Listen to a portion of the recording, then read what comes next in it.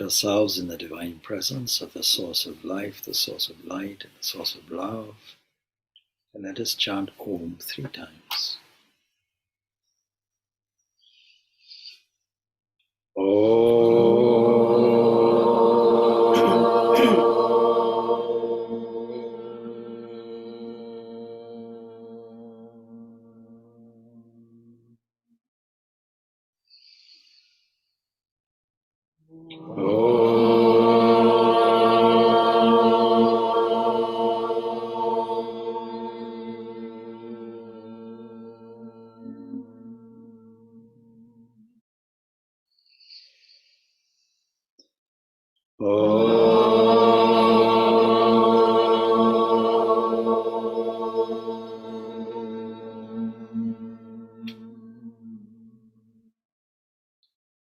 Om Sahana Bhavatu Sahanau Bhunaktu Saha Viryam Karavavahai Tejasvinavaditam Astu Ma Vidvishavahai.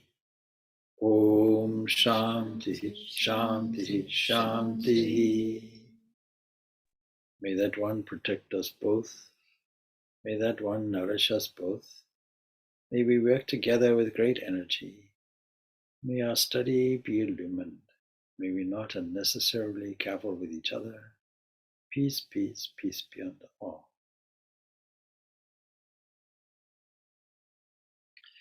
Yesterday in the group here we discussed that the essence of spirituality, indeed all kinds of knowledge, is really to do with removing obstacles. And it so happens that in Ireland, in England, and probably elsewhere, people have taken advantage of the weekend in order to celebrate Ganesh Chaturthi. And Ganesha's name also is Vinyeshwara, that is remover of obstacles. The idea is this, and we also discussed a little bit this morning, how very often health procedures and a view of health is more to do with something is wrong and need to be corrected. But we have a different view of it. We are born full and free and perfect in a pristine condition. And if you take the Judeo-Christian point of view of, let us say, Genesis with Adam and Eve, the same story is told. We are born into a pristine condition of perfection, and then we come across the issues of good and evil. The tree of the knowledge of good and evil, the story goes like that, which means then that we think that we know everything, but our assessment is purely on the superficial reading of the world and the superficial understanding of ourselves, which says, I'm an individual and I'm surrounded by things that need to be understood and corrected and so on and so forth. And so as soon as that happens, then things change and I have moral dilemmas and all the rest of it. And so there's a theology that says there's an original sin. And a theology extended to say, we're in a hopeless condition and need saving. We don't think like this. We think that, along with Jesus, the kingdom of heaven is within us. It has always been there. And it's not to come from outside. It's not to be dropped like an alien ship on us. Nor should we have an expectation looking out of the window. When is the king coming? When is the king coming? No, already here. But we have to uncover what is in the way. Well, the first thing that is in the way that we understand is the human body, or the idea that I am a physical bodily entity. And so I can replace that by a revaluation and saying, there's no I am mine or me. I don't own anything. I have the use of a borrowed car called a body. And with this, I can proceed on a journey. And I have a mind, which becomes, if refined enough, can become a revealing factor to me. has the capacity to teach me. And when it's directed inward, more accurately, when the attention is not drawn outside, but is drawn inside, then I get multiple self-discoveries. But there's a precondition. Because the obstacles that are there start off with this mistake, this misunderstanding of the universe. We can call this ignorance. And we read in the Patanjali Yoga Sutras last night that ignorance is there. And the antidote to it is naturally knowledge, real knowledge. And how do we get that? We have to probably deal with this misunderstanding of our identity, who we are. And if we make an assessment, as is humanly the trend, I am a body-mind complex, then that becomes a big obstacle, and it becomes the biggest obstacle we have, and this is called egoism. We can summarize it like this. Egoism means I mix up the real internal seer with the object of seeing, and think I'm the instrument, and proceed with life in a struggling way, where I only have several options. I can withdraw from a difficulty, or I can confront a difficulty aggressively, or I can yield to it, stand mesmerized. None of these formulas work. And yet that's what we do. And then we'll soon realize that this assessment of our psychophysical is actually a covering, and our identification with it as a personality is a mask, because that's what personality means. It comes from the Greek persona. Persona means a mask. You can look at the way that the Greeks dealt with drama in a kind of stadium. You sit there, a kind of half circle, a stage in front, probably lit with lamps to illustrate the stage. And in any event, people are too far away to understand the expressions on actors' faces. And so they put on a mask. So one mask with eyes turned upward and a smile turned upward, and that's happiness. And a downturned mouth and downturned eyes, that's sadness, and so on. But you see, the mask is not the actor. You must have noticed. The mask is exactly that. It can be taken off, it can be put on, but I'm not that. This intrinsically is called egoism, and it is the biggest obstacle that we have, because it is cultivated by us. A self-image and identity is carefully cultivated. Now, there are two factors to this. One is we are born with a certain tendency, according to our system. That is, we're on a journey of evolution, and the fact that the instrument breaks down shouldn't stop us, and we continue our journey. This is called birth. And we are fortunate enough to be born with highly complex, highly sophisticated equipment called a human body and a human mind, and an intellect which no other biological creature has. It's not to say that a dog, for example, doesn't have intelligence. We all know a dog has intelligence, absolutely. But not to the degree that we have, where we're able to compose music, write poetry, analyze the universe, and speak and listen on the level that I'm talking now. So that is a great, great thing. The vast universe ahead of us, and we are able to explore scientifically questions such as, what is the origin of life? How does the universe work? And in that, we have to understand, well, I'm part of it. Now, the ancient investigators called rishis, they understood I don't have to sample every star, every galaxy, every gaseous phenomena, or every leaf, or every tree, or I can take this psychophysical unit as a sample of the entire existence. And if I'm able to analyze that introspectively, logically, and also empirically, then what will I do? I may discover the fundamental substance behind everything, but I have to reach behind the mask. And once I do that, having found it in me, I found it everywhere. If you have a bowl of rice, you don't have to test every grain to see if it's cooked. A few grains is enough. One grain is enough. Once you tasted one grain, oh, the whole thing is now cooked. And so that's not a mystery. We are a wonderful, wonderful, complex example of the highest development that we know of in the unfolding of things. It's worth investigating.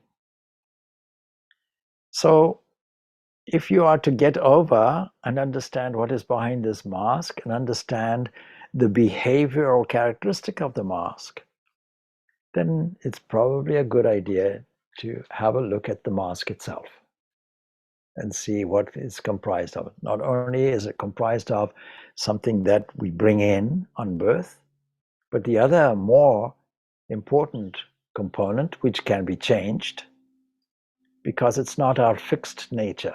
If it's our fixed nature, we can't change it. But we know behavior we can change it. So we know one person here yesterday, not with us today, will have started some cognitive behavioral therapy. And so that's useless if the person thinks and the practitioner thinks nothing can be changed. So all of us can change our behavior. There are no bad people. There are only bad behaviors. And because we are not the behavioral component, we have every opportunity for changing it. If a car is broken, me not being the car, I can take it to the garage and have it fixed, or fix it myself, whatever it is. And so, just as the whole of nature has these three components, as we discussed yesterday, three ingredients goes to make up the big cake that we call material existence, including the mind. If we are able to understand that, we have a formula to cater for it, but we have to know what are the individual characteristics that seem to give us difficulties. What is the composition of the mask? The first thing we have to do is, it's a mask. And the mask is carefully constructed to deliver your drama, your particular drama, to deliver this misunderstanding of who you are and a self-image. And it comes with, therefore, in order to sustain it, with an element of desire. The desire is the next klesha, the next obstacle, because if you want to sustain this identity, then there are some subtle desires that have to take place. For example, if I want to be seen in a certain light by others, I have to modify my behavior in order to sustain my self-image. This is as much a desire as a desire for chocolate cake. But even a desire for chocolate cake is driven by an inner desire. I think I'll be happy if I have cake. Well, you might be happy for a few moments until you get diabetes or something. That's fine. Or get a health problem. So the way we deal with this is a systematic way that is derived from our philosophy. And the way we deliver it in courses is called Enneagram and Essence of Truth. Now, Enneagram is a Greek term. It simply means 9 numbers. It refers to 9 types of masks. And why 9? Because derived from an observation amongst the Sufis who saw the Sankhya's. You have no idea what I'm talking about, but the Sankhya's. Sankhya is one of 6 philosophical approaches to things. And the Sankhya system is an entirely atheistic system which tends to beautifully analyze the composition of nature, including the psyche, into these 3, essentially these 3 parts or components, which we call the gunas, something we discussed yesterday, binding things. And then that happens to be 3. And that means that if you have people who have also 3 dimensions of the mind, namely a willing section that dominates, or a feeling section that dominates, or a rational section that dominates, then it's very easy to see that there are variations of those kinds of people. And those variations happen to come out as 9. 9 types of personalities, 9 types of masks. Now, immediately I can hear an objection. Can you take the whole of humanity, 8 billion people, and those who went before and those who are going after, into simply 9 categories? Seems a major task. Well, no, you cannot. But what you can do is understand that in order to get certain behaviors, we find patterns and themes. And we see that the pattern that we see is in terms of 9 types of motivating factors when you are 1 foot and everyone else is 6 foot. And you're responding to the demands of parents, whoever played the parental role. And so we've discussed, you come in with a certain tendency, we can call this nature, but then we have to deal with nurture. And nurture is developed from our response to those who are bigger than us. And it's to do with the survival strategy. How we survive in the midst of unfair demands. We don't know any better. We completely take our clues from people who we feel are the examples of how to behave. For this reason, people who are brought up in disadvantaged social circumstances, maybe there's alcoholism in the family or drug abuse or what have you, or domestic violence, then statistically there's a strong likelihood that the child will develop the same tendencies. You know yourself, if you have children and you vow, if I have children, I will never say what my parents said, and exactly you say exactly what your parents said, despite your most fervent vows. So we tend to copy the behavior that we absorb when we are small.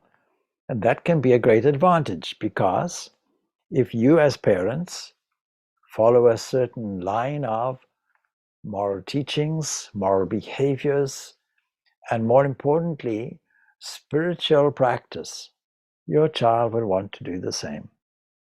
Atheists are typically brought up in atheistic families. Christians are typically brought up in Christian families, and so on. There's a cultural aspect to it. But in that will be, you see, the imbibing of values from early on. We can take as a great example of this North Korea. And in North Korea, children are taught at the very youngest possible age a revised history of their leaders, and taught even to deify their leaders, and everything is in praise of this. And America is, not that popular. Why? Because propaganda tells us, or tells the children this, and the children are taught liberation songs and all of the rest of it, despite the fact that North Korea compared to South Korea is not doing that well, to say the very least. It used to be better than South Korea, but then you see the communist ideology went and took place, and various other factors, and so there's no doubt that the picture that is painted of North Korea is not the picture that we find on the ground. Now, there's a kind of subtle lesson in that. The picture that we portray to others is not exactly what is happening inside. Inside means in the subtle area of the mental field. And so we develop some characteristic in response to the demands of our parents in order to survive. And there are 9 motivated factors like that that create something that we are the most proud of. We're exceedingly happy with our mask, not realizing it's our greatest enemy and contains within it compulsive behavior. And unless we're able to recognize the compulsive behavior and that component of it, then this question of overcoming this greatest obstacle in the realization of our own inherent freedom is not available to us. Now, there are many courses on the Enneagram, but we don't deal with the Enneagram. We deal with the Enneagram in essence of truth, knowing that Enneagram itself is really Sankhya psychology, most ancient psychology, more ancient than Jungian and Freudian and all the rest of it, and was devised by a great sage called Kapila. And he not only would have shown us the composition of nature itself overall, the composition of the psyche overall, and how to deal with it. And it comes through in yoga philosophy as well, but also gives us an idea of cosmology and the geography of everything.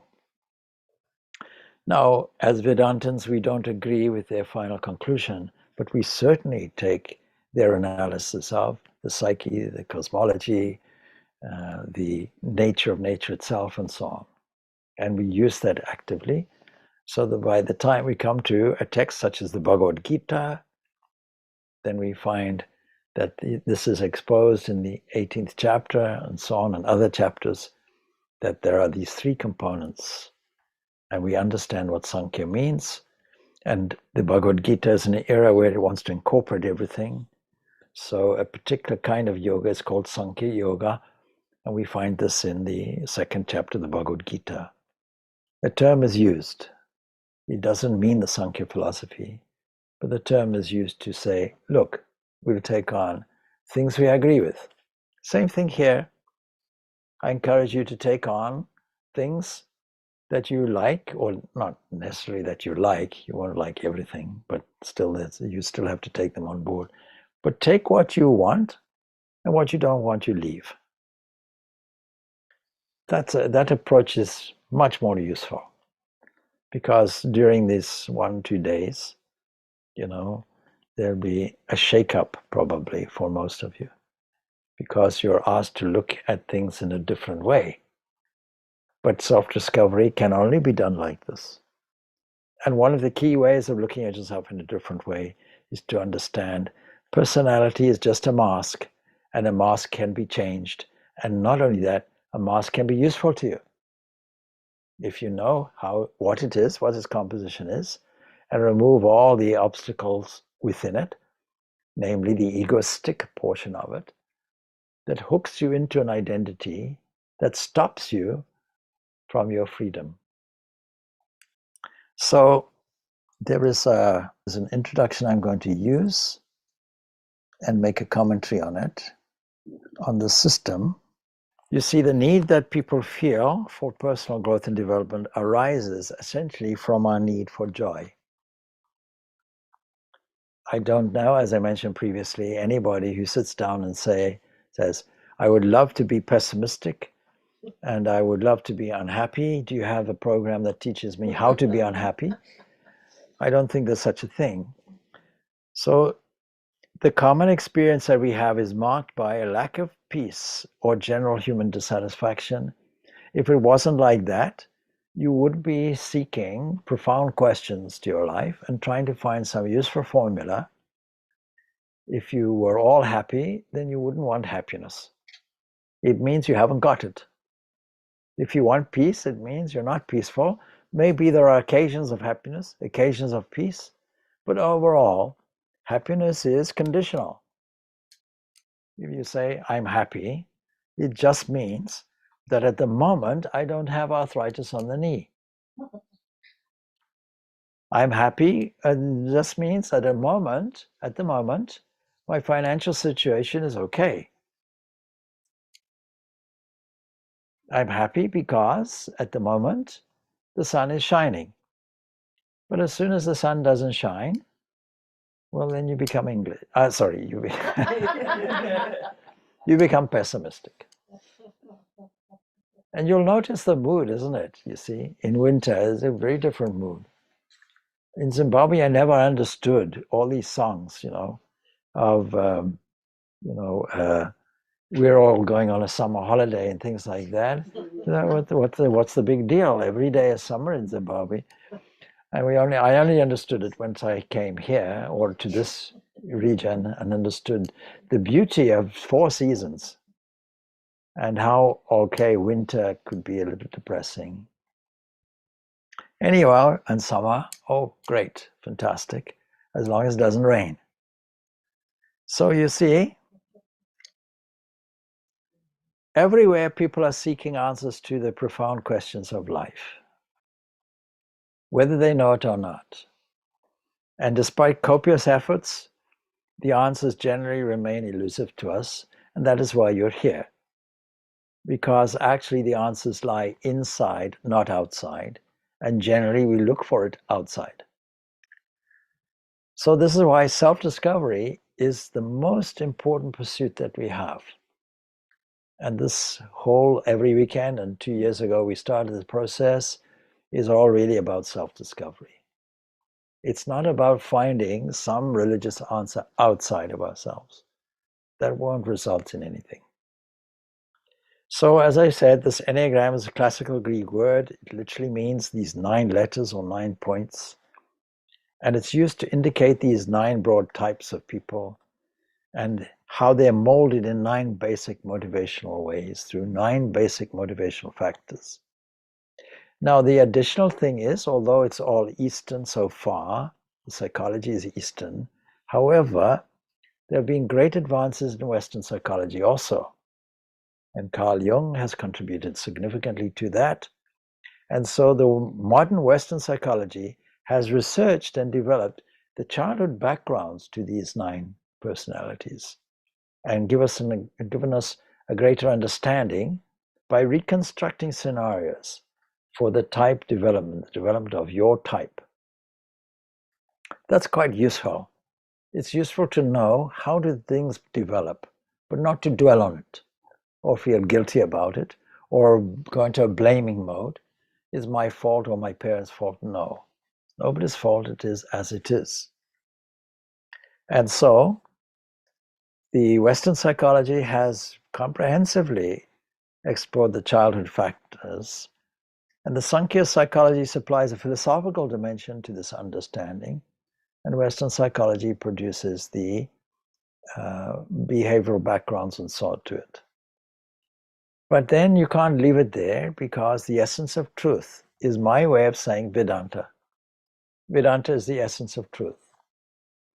And this gives an essential practical and spiritual dimension to the psychological Enneagram dealing with a mask, because it's no good just saying this is my mask. You want to also know, more importantly, what is the real person behind the mask?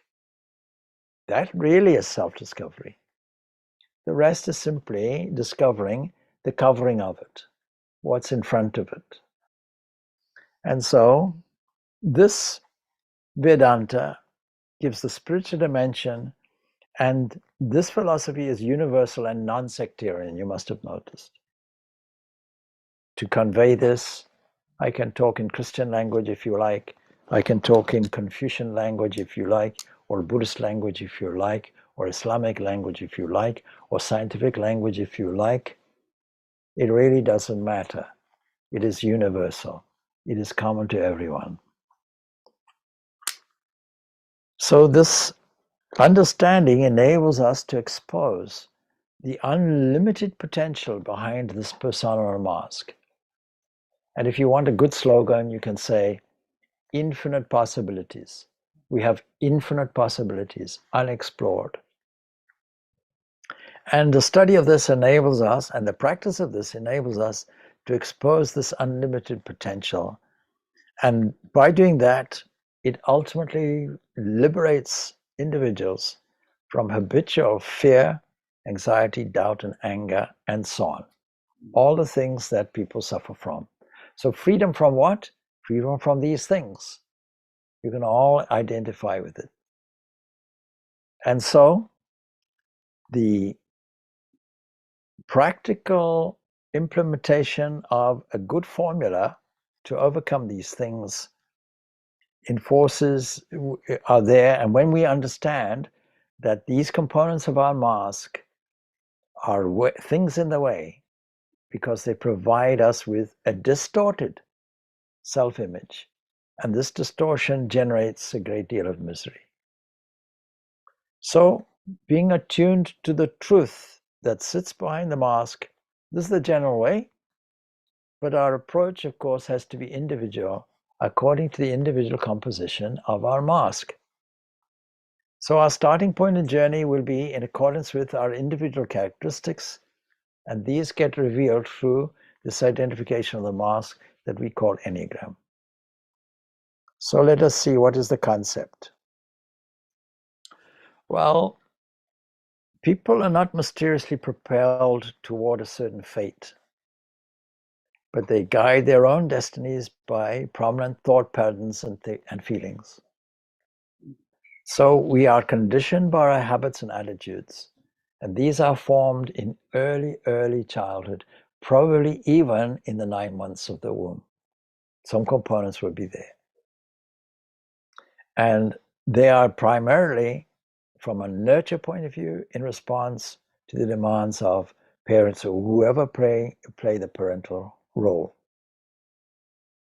And so we have little or no control over that environment, and yet we retain these characteristics virtually unchanged throughout our adult lives.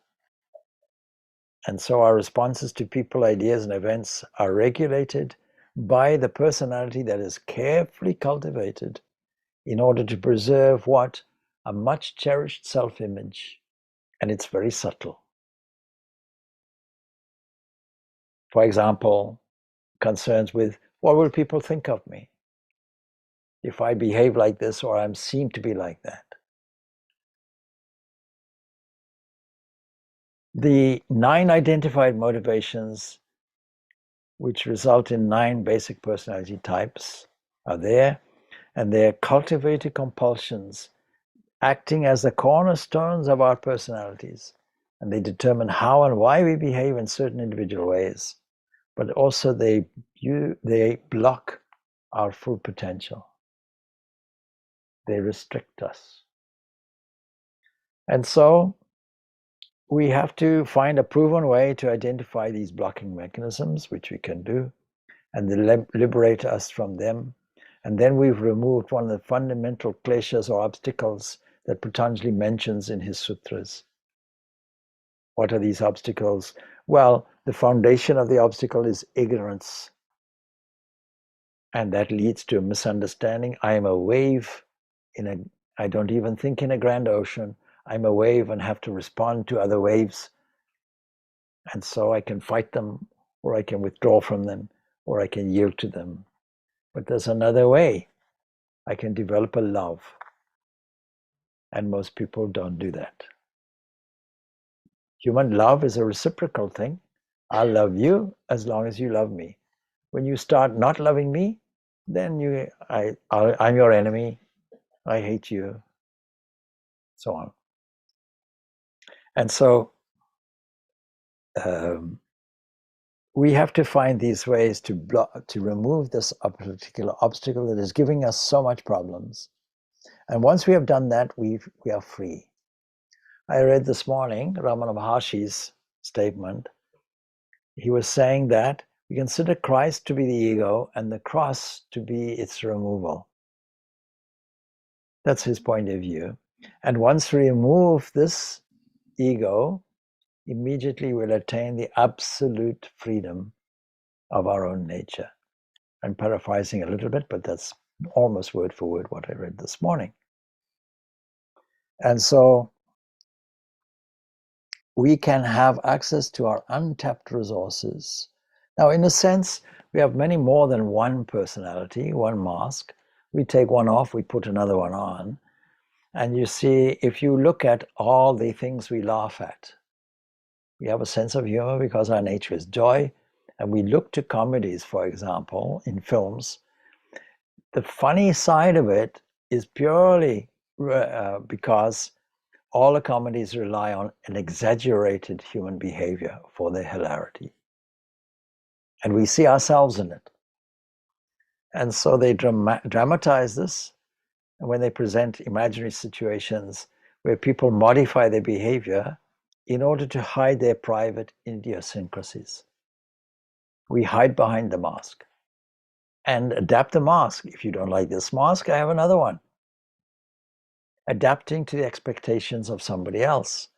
That is why we look different in front of relatives, and why we look even more different in front of colleagues, say work colleagues.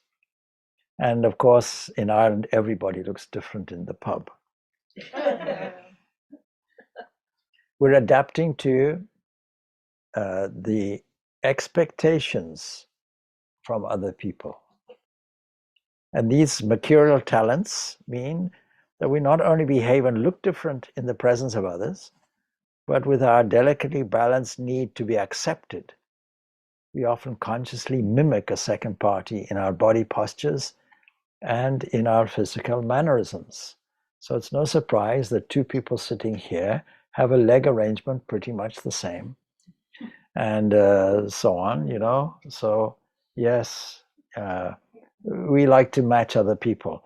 Now you see, here we have an example of Sylvie married to Martin, and Martin married to Sylvie, and they both have their legs crossed in similar ways. Okay?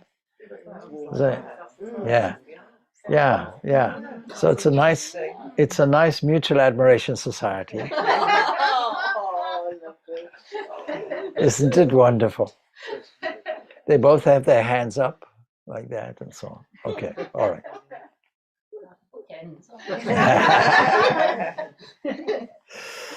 It's okay.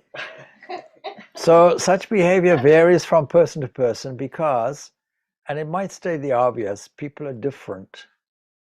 And we can say that because actually people really want other people to be the same as them. The same opinions, the same political viewpoints, and all the rest of it. So the great incongruity is that while acknowledging individualities, people are inclined to expect others to have the same viewpoints, the same family backgrounds, and all of this, and become extremely intolerant then of the differences. You can see how this nicely leads to warfare. So, who is prejudiced then? We don't like prejudice in our society. We insist on being politically correct and using politically correct, so-called politically correct language. So we don't have actresses anymore. Everybody's actors and so on. We don't have goddesses. I don't know what we have then. We have maybe divinities as a way of getting around it. And we don't have fat people. We have horizontally challenged people. And we don't have short people. We have vertically challenged people. And I'm quite pleased because we don't have old people anymore. We have senior citizens. All right. So anyway, who is prejudiced? I think we all are to some extent, because our prejudice is an extension of what we call ego, that element of our personality that defines our self-image. Our behavioral modifications are also a direct response to the biological instincts of, as I say, fighting or fleeing or yielding. In other words, self-preservation techniques. And the Bhagavad Gita, Arjuna chose to withdraw, not to fight. And so, in order to better understand ourselves, it's necessary to examine the makeup of this much cherished mask and to see where we need to adapt, or where our need to adapt and shift our flexible mask comes from, and why it's there in the first place, and how we can deal with it. So there's a little story. If I was the ego giving my history for the first time, and how did I come to be? And if the ego then were to speak, it might tell us this story. In the beginning, I was pure consciousness. I was like the vast, limitless, formless, and blissful ocean.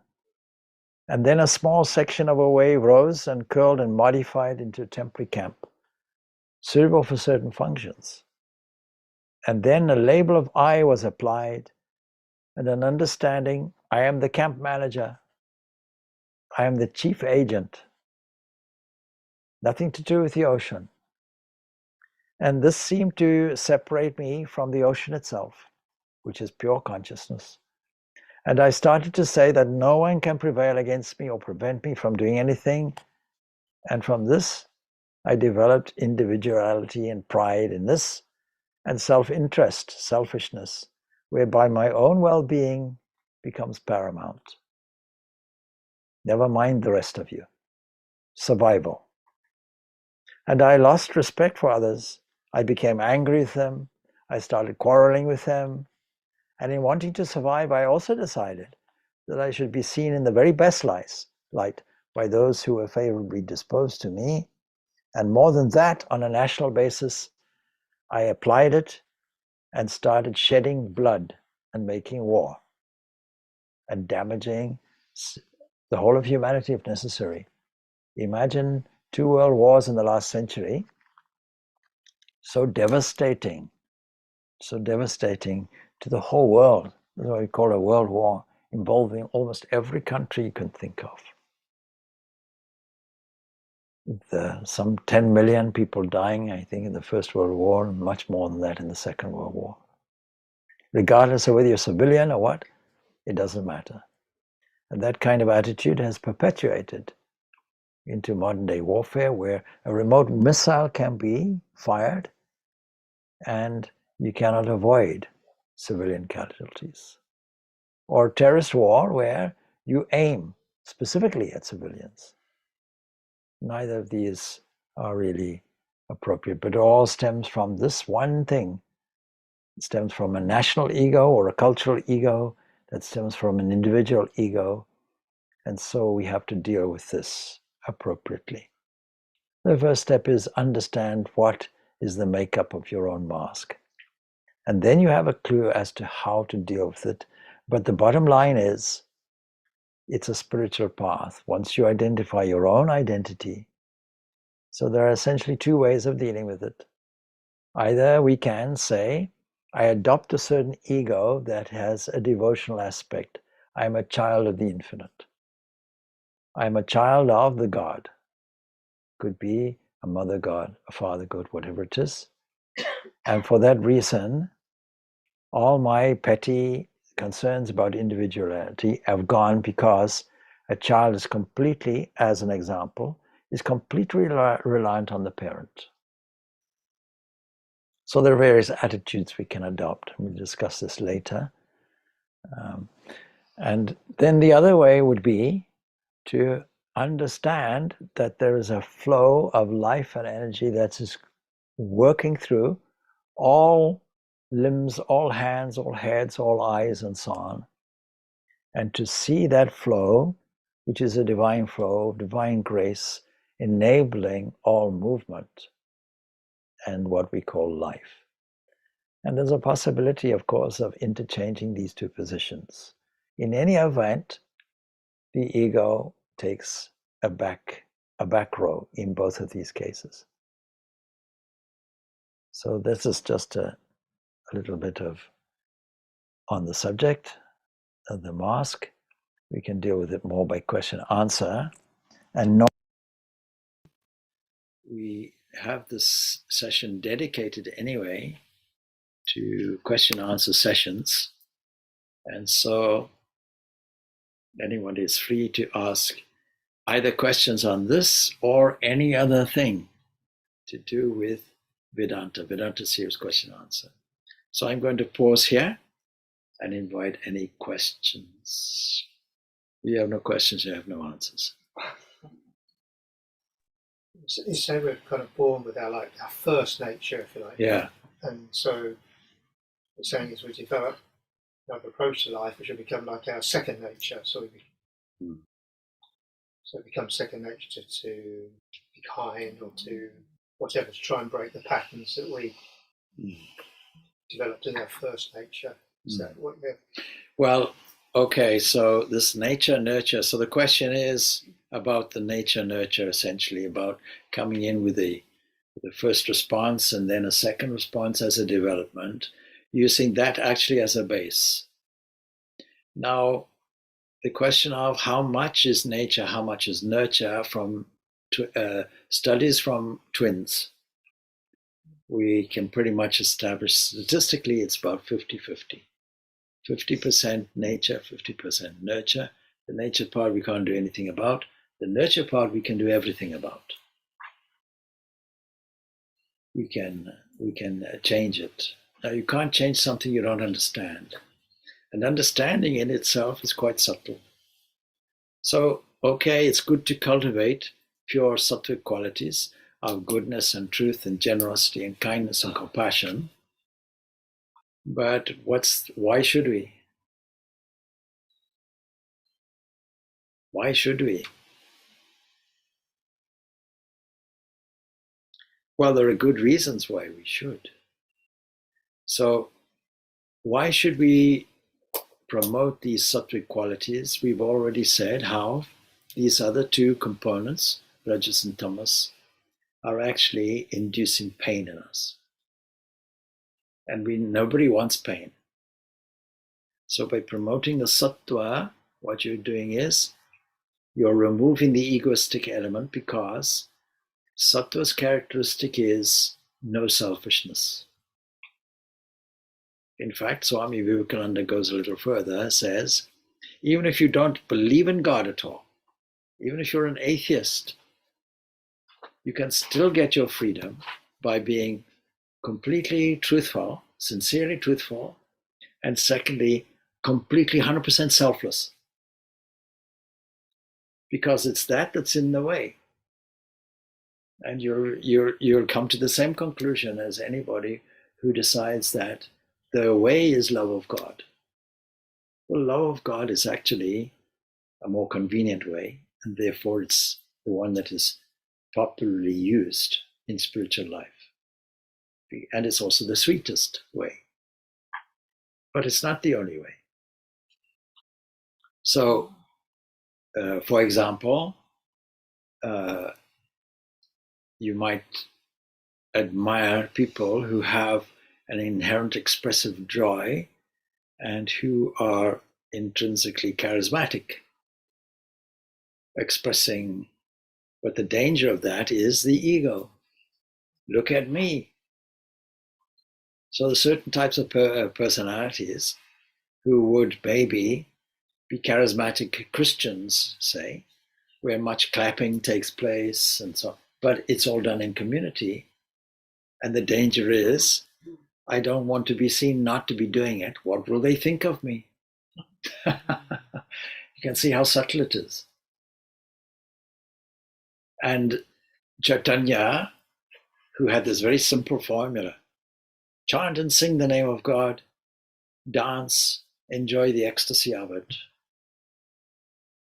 It doesn't say do it in company necessarily. Because when you do it, you're oblivious, whether you're by yourself, if you do it sincerely.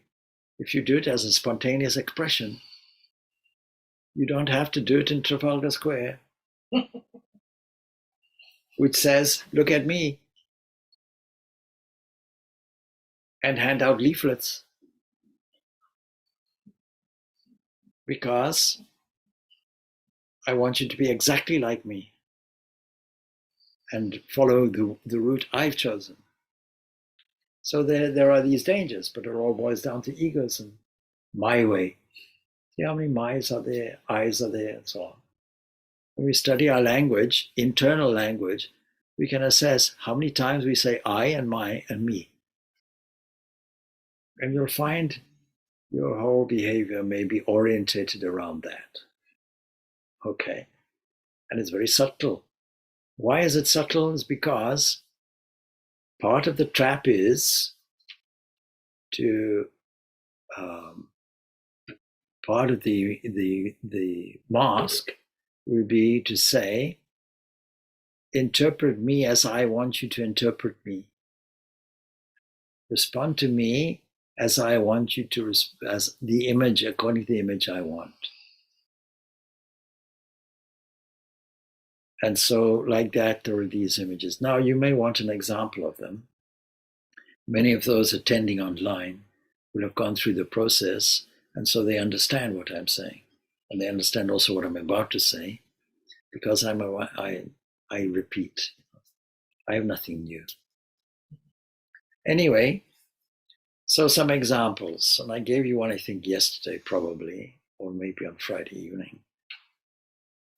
Supposing when I'm small and everybody else is tall, I'm encouraged to help. My mother encourages me, my brothers, my sisters, everybody encourages me to help. Then my strategy is, I get loved and rewarded and thanked. A flow of affection comes toward me when I help. And so it looks like a good quality to help others, to be helpful. But unfortunately, it becomes a big, big obstacle. It becomes a compulsion because in adulthood, I can't say no. And I get disappointed and despondent and arrogant even when people don't thank me or the flow of appreciation doesn't come my way. And so I become liable to be the doormat where everybody takes advantage of me because I can't say no. Will you do this? Yes. Impulsively, compulsively, I have to say it. Why? Because I want people to think of me as a helpful person. Not as who I am. Who am I? Well, no doubt I have individual characteristics and so on, but it should be a reflection of my pristine nature, which is divine. Because all of this has a selfish motive. My helping is selfish. What I often say is, nobody can help anybody. It's arrogant. It's like saying, I'm humble and proud of it. Oh, goodness. Look at me, I'm helpful. Everything is a focus, you see, a lens, self-lens. Look at me, I'm this. Look at me, I'm that. It all begins with I am. And it looks like your friend. It's actually your darkest enemy. That's how subtle it is. And so the process that we go through is a shake-up, because you have to get people away from what they want to present as opposed to this is who I am. And that becomes quite an interesting exercise. 2 weekends are normally dedicated to it. And the first weekend is discovering the composition of your mask and also other people's masks. And typically you're given 2 weeks to digest it and to look at the mask. And then the second weekend, now what do I do with this now? How can I make this mask useful to me? I can't get rid of the mask, but I can make it useful. I can make it selfless. I can use it as an open channel for divine grace to flow to others.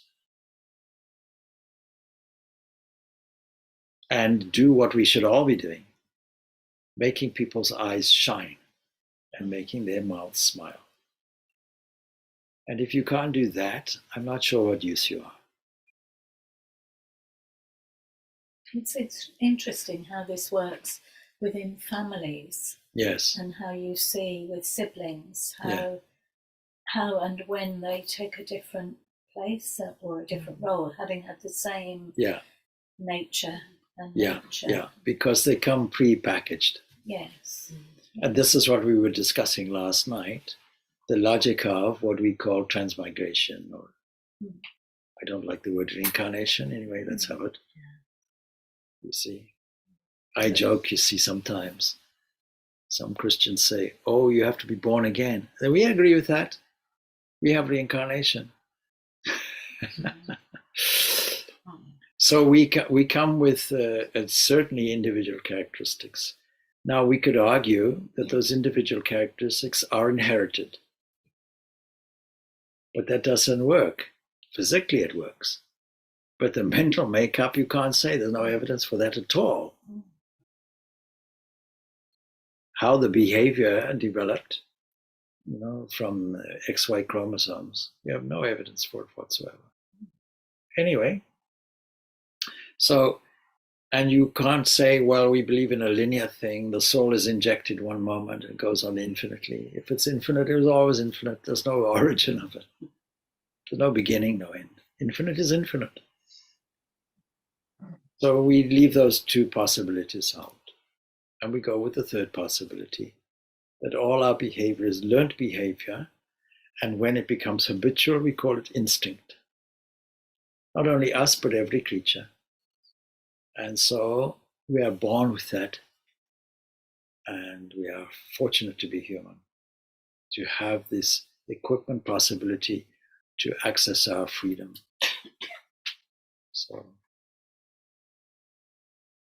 So I've described one kind. I'll see if I can describe all of it. Could I ask a question about Yes. nation states? About? Nation states. I was going to use the word role, but the mask. So each individual with all their nature, nurture, experience, and their levels of awareness, conscious awareness, creates an energy in the state, in the nation state. The nation state has a mask. Well, that's an interesting question. And I did explore that once and did that exercise, but it's a useless exercise, really. Okay. Well, no. But it's an interesting one. What we could say is this. It seems that every country has its speciality. For example, India, spirituality is its speciality. Okay. And capitalism is America's speciality. Okay. And you could put a personality type to these. There's no doubt. So, but I think it's fine. But what do we do with it? I'm not sure. One of the reasons I asked the question is because I've never felt at home here. Here, meaning England. Probably in my body. Yeah. I don't connect well to England and GB and yeah. So I don't. That's why I asked. Yeah. Well, if I were to give a personality to England,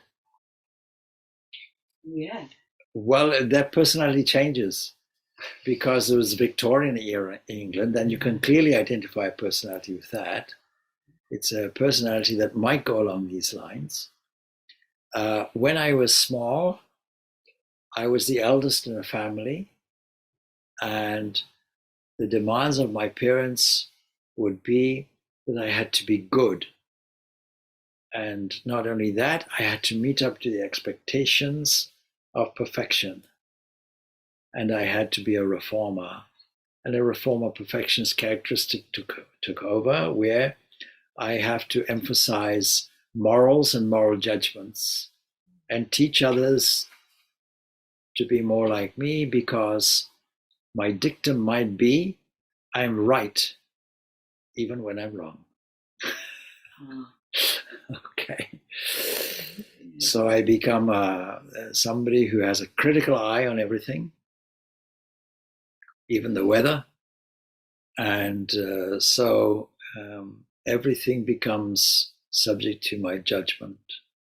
And I intrinsically become a pessimist because nothing is ever right. And I have to change everything. Not only that, but I can carry it over with missionary enthusiasm into the empire. That's definitely me. Yes. Okay, into the empire, and then say, okay, we are the best, and we are, and you have to live up to our level of perfection, and so on. All of those kinds of things. And along with that goes the I am right because I'm Christian. It goes along with it as well. So those are the kinds of things. So that's one kind of person as well. See, typically the oldest in a family who has to live up to the expectations of a parent, probably the father, and to say, okay, I'm frustrated because I can never do it. There's no such thing. And for that reason, I become angry. self-indignant, because my frustration is this ideal of perfection, I can never get it. It's uphill work. And I have to change everybody to my way of thinking. And so, that kind of missionary impulse can be there because I'm right. And the damage goes along with this, that I get extremely overreactive if I'm that kind of personality when somebody says you're wrong. And my anger comes from mild frustration to outburst because everything is frustrating, because I'm a pessimist. I have to change the whole world. And I have to do it according to me and my standards.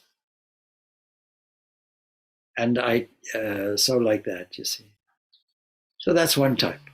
So how do you then make good use of that particular trait? Or yes. Well, if I'm a pessimist, I have to take on optimism.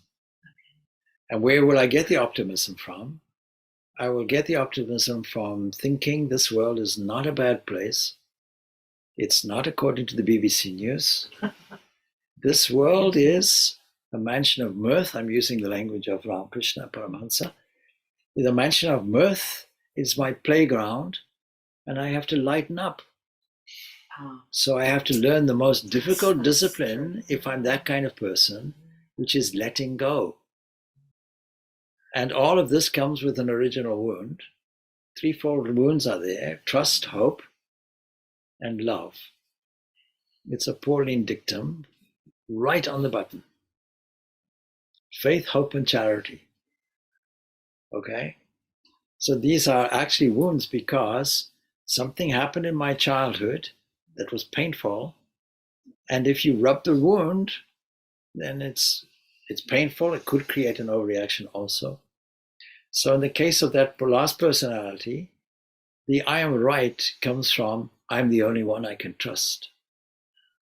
I don't trust anything else or anybody else. Yeah. Okay? Yeah. So I have to do everything. Can you delegate? I can do it much better. Only I can do it. It's also, for me, it's also about a level of control because the mistrust is there, so yes, no, it's all about control. Like, I want to keep everything safe. It's all about control. Yeah. It's all about control. Like a defense. Yeah. Now, the first type of personality that I described, a kind of helping kind of personality, also has a control issue because they suffer from trust.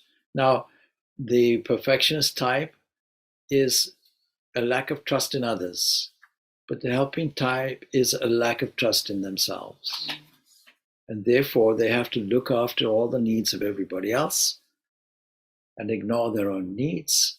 That becomes damaging to them. And then that creates resentment. Nobody thanks me. Nobody's looking after me. I'm the martyr. Poor me, etc. Supposing you are born, well, of course, you're all born, so we don't have to suppose. And you're encouraged to live up to the expectations of your parents. Then you'll discover that achievement takes the place of love, and you'll be a compulsive, achieving kind of person. In everything you do, in the way you walk, in the way you talk, in the way you look, and everything becomes competitive.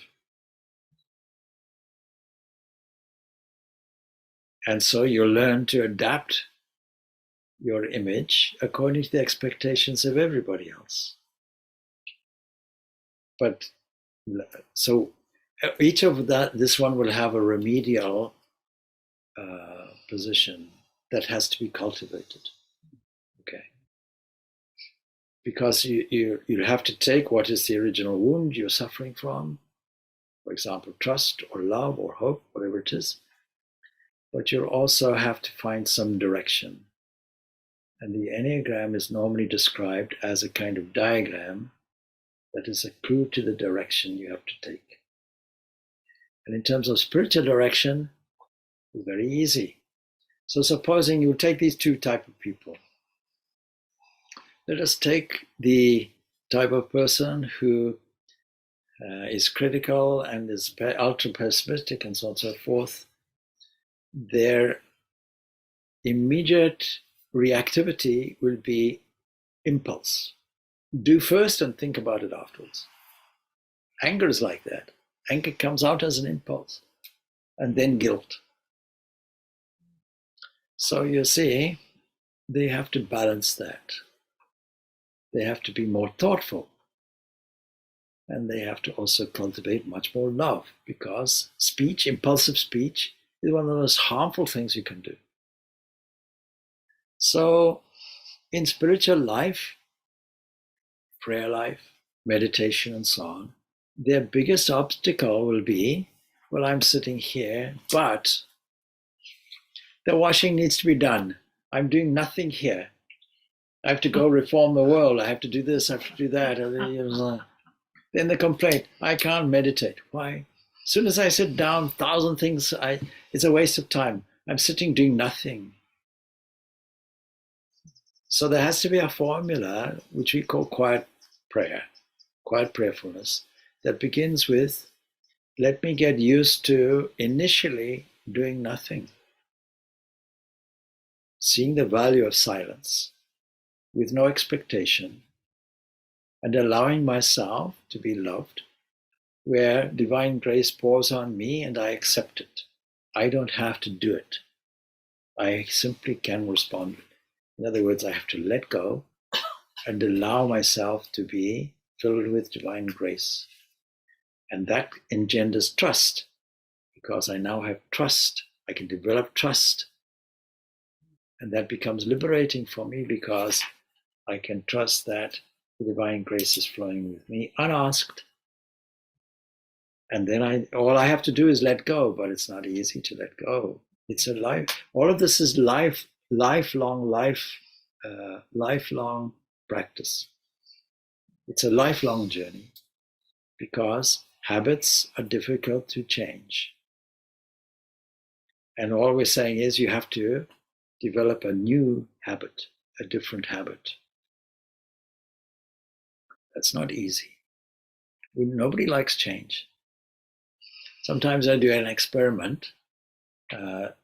People wearing jackets say, okay, please take your jackets off. And now note which arm you took out first. Now put the jacket on and take it off with the other arm out first. And you find people tremendously awkward. Or I'm accustomed to wearing my watch here. Supposing I change it here. What's the time, Swami? I look here. Oh, my watch is not there.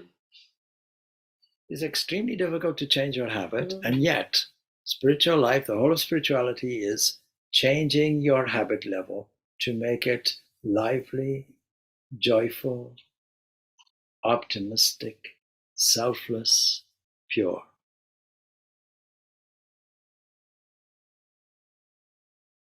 Now, if you don't enjoy the process of doing it with struggle, you're adding to the negativity.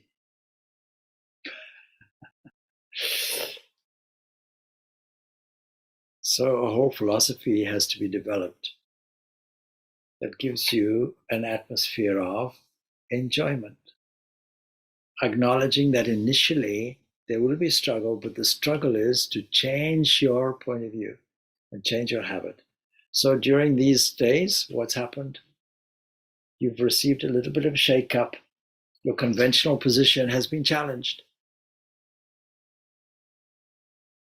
That's the first step. Second step is, okay, what will it take? What will I leave? And how will it apply to me? And how can I actually now start developing a new habit? That's the useful part of it. The generalities we know, but the specifics as applied to you, where do I start? How does my journey begin? That's up to you. That's according to your individual personality. Where I stand now, where do I stand now? And how do I deal with this big obstacle of egoism? Ego is fine. We have to make a distinction. Ego, we've just described a biography. Ego is a part of your mental makeup. Without it, you can't do anything. But it's harmful if it's followed with an ism, egoism. If I identify myself with the mask, instead of saying I am separate and independent of the mask, and I want to learn how this mask developed, and then how can I transform it into an open channel for divine grace to operate in an individual, unique way, which has no egocentricity involved in it. That's your challenge. If you want, I can go around the other personality types. So 3 of them I've dealt with. Another type may have felt that they are subject to the pain of their parents. In other words, what the parents couldn't cope with, the sadness or the emotion, is passed on to the child, because a child always says it's my fault. Whether it is or not, it's not their fault, of course. And so they feel somehow, I'm special, I'm unique, I don't quite fit in, not in a superior way, in an inferior way. Nobody understands me. An inherent melancholy is there. And for that reason, they may have the high highs and the low lows. And always wonder, is the reality around the corner? No. Look next corner? No. Always looking for meaning in their life. And so, of course, how do they remedy that? Well, they have to stop this obsession with analysis of their own emotions and stop the script that says, I am special, I'm unique, and to say, no, I can be a world mover. In other words, use a method which we call occupational therapy. Look after other people's needs first, on the basis that the God of the universe sits behind. You see, you can't help everybody. You can't help anybody. All you can do is worship the God that is behind. To say I can help a person is the ultimate in egocentricity and pride. You can help everybody. You can help anybody. It's an ignorance of the fact that the perfection is sitting behind there and doesn't require help.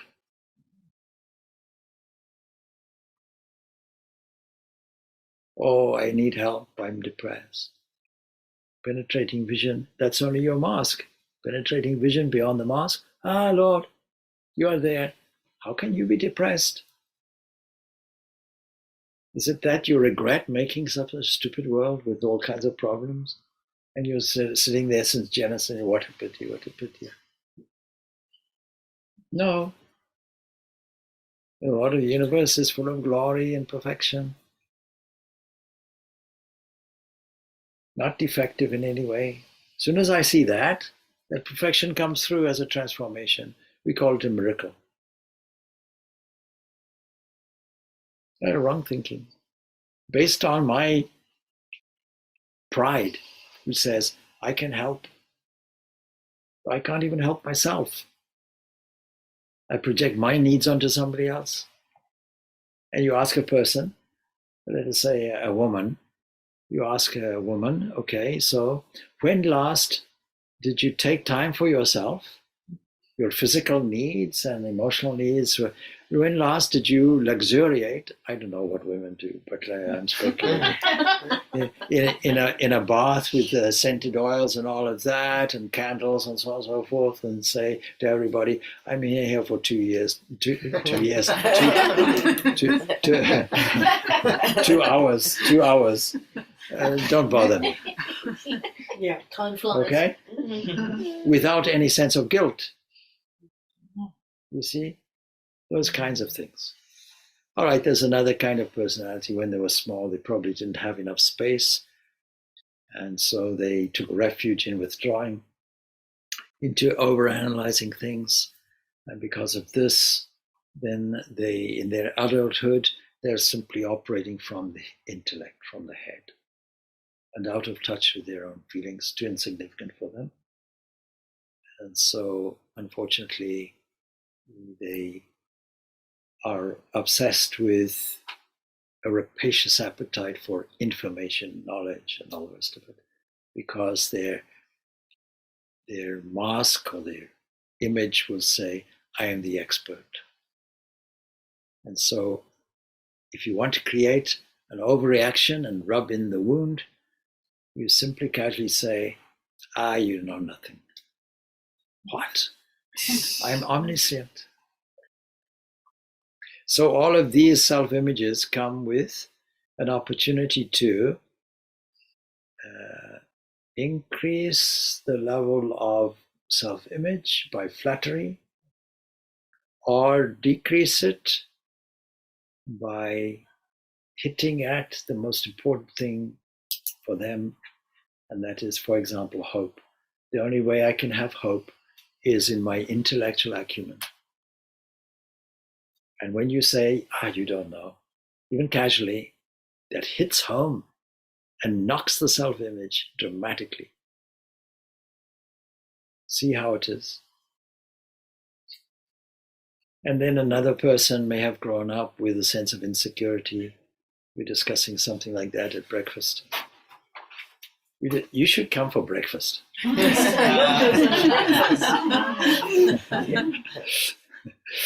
And we were discussing at breakfast to see how there are some people, again, it's a trust issue, where they feel that the parents who should be the authority are completely unreliable because they get mixed messages, which gives them a sense of insecurity.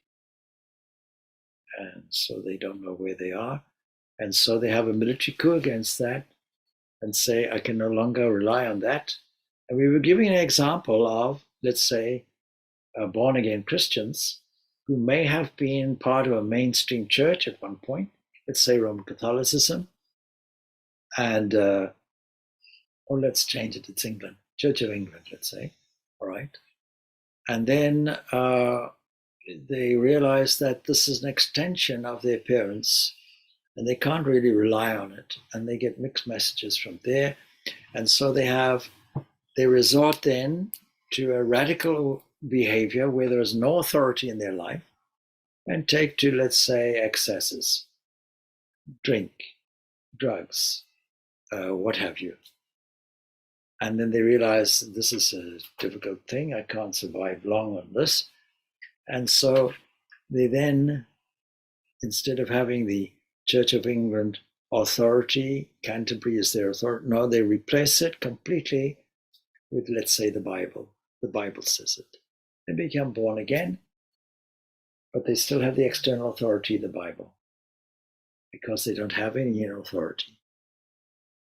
They have to rely on somebody, a group of friends, or some authority that they trust, and they become dependent, and they can't think for themselves. And if you ask them a question, and they say, the Bible says it, or the Archbishop of Canterbury said it, or whatever it is, well, that's fine, but what do you say? What is your own inner authority saying on it? And they can't make decisions about it. They'd rather bypass the question and say, the authority said it. The Word of God said it. The Bible says it. Of course, my reply is, I took the Bible, put it to my ear, I didn't hear anything. Okay.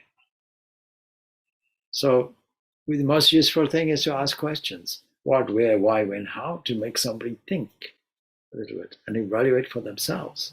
That's interesting. You begin a conversation. That's interesting. Why do you say that? What grounds do you have for saying it?